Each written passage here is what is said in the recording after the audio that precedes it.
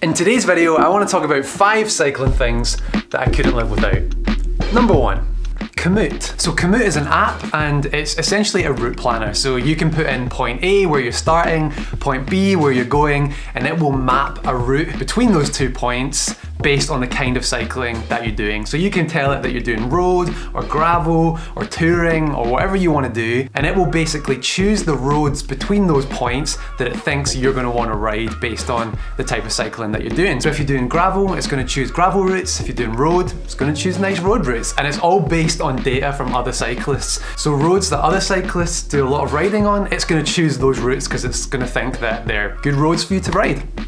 So what I do is every ride that we ever want to plan, I basically just go into the app and I'll choose the point that I want to start with. There might be some things that I want to do in between, maybe like a cafe stop or a specific road or climb or something like that. And I can basically just go into the app, click on the area that I want to include, and Komoot's just going to automatically reroute, include the point I want, still have my start and end points. And so it makes planning super easy because you really don't need to think that much about it. Maybe I'll do a whole video on how we plan routes in Komoot, but some sort of top level features that I absolutely love. You can just click on a road and you can also then look at the street view. So if it's a path or something that you're a little bit unsure about, you can jump in there and have a look at the street view just to see if it's the kind of road that you might want to ride. It also gives you this really cool elevation profile, so you can see, what are the climbs, how much climbing have we got to do, which is quite helpful. And then also things like what surfaces are you riding on, what types of road is it? So if you're planning a gravel route, you can then immediately see like how much of this is on gravel, etc. So absolutely love Komoot, couldn't live without it. It's how I plan every single ride, and then it just automatically syncs to my Wahoo on the front of my bike. So yeah, I love Komoot, and I think you'll love it too if you've not tried it. And then once you've created the route, you can save it and automatically upload it to your Wahoo or your Garmin. And that takes me on to item number 2. A GPS head unit. So there's different types of these. Wahoo and Garmin are probably the 2 most popular. And there's loads of reasons why these things are great. And there's also a lot of videos on these. So I'm not gonna go into it. I'm gonna give you my 2 things that I cannot live without on my Wahoo head unit.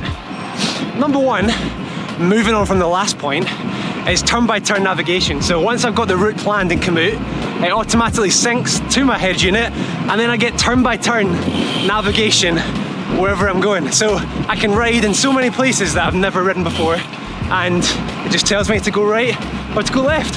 It's great. Oh, I think we've gone the wrong way. Let me just get my massive map up. If you go off route like we just have, the newer Wahoos and Garmins will reroute you back onto the route. We were too busy talking and we've gone the wrong way. So that's a helpful feature.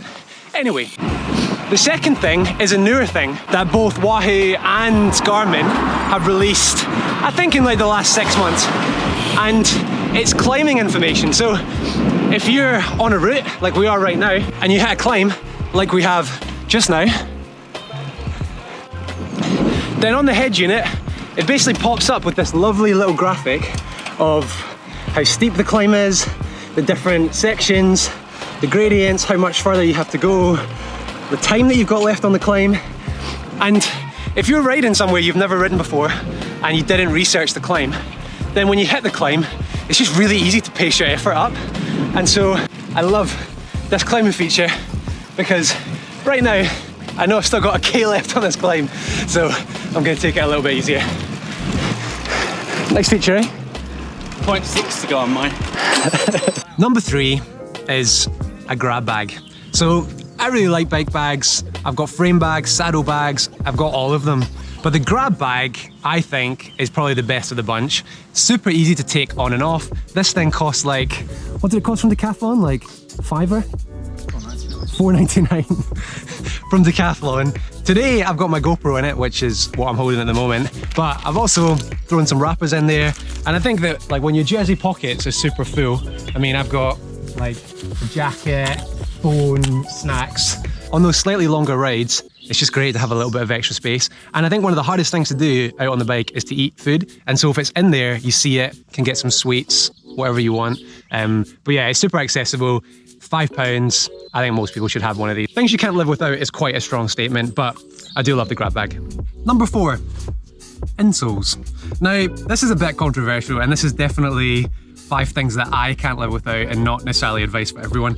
But I got a bike fit from Bike Fit Dan, and one of the things that we spent a lot of time on was feet. So cleat position on the shoe, but also these insoles. And basically, these are called G8s. They've got different little inserts that you can put in, and it's all dependent on like the arch shape of the, you know, the arch on your foot.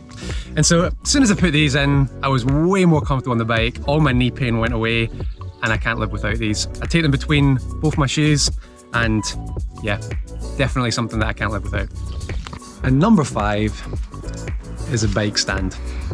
So bike stands are super useful either for washing your bike, which is what I'm just about to do, or also just like doing maintenance, because you can just walk around the bike, you can do stuff without, you know, it being on the ground. You can clean the drivetrain super easily, clean the whole bike super easily. You can take the wheels off and all of that kind of stuff.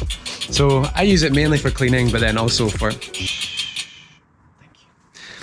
maintenance and that kind of stuff. They don't cost that much. This one is like no bells and whistles, but just makes your life so much easier. And as most of you know, I love to just clean my bike after every single ride. I made a quick video about that. Again, I'll link it around here. Just how to do like a 5-10 minute really quick bike wash at the end of every ride.